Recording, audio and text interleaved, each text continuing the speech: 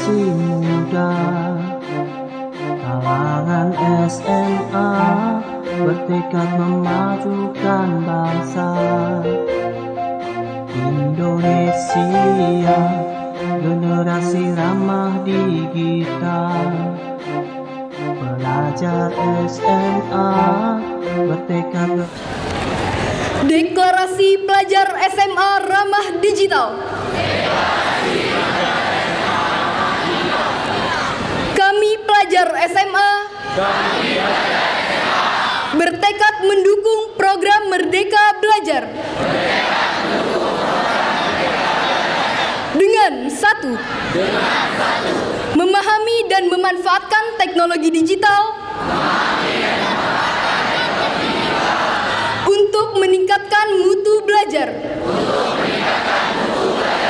Dua, mengerahkan semua kemampuan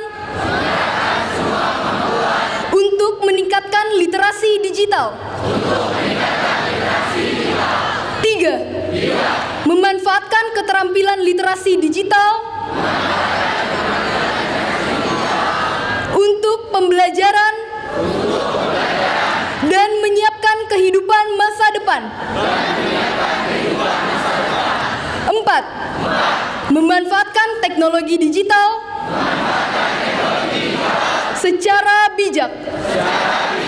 Lima, menghindari berita bohong, perundungan, kekerasan seksual, dan intoleransi.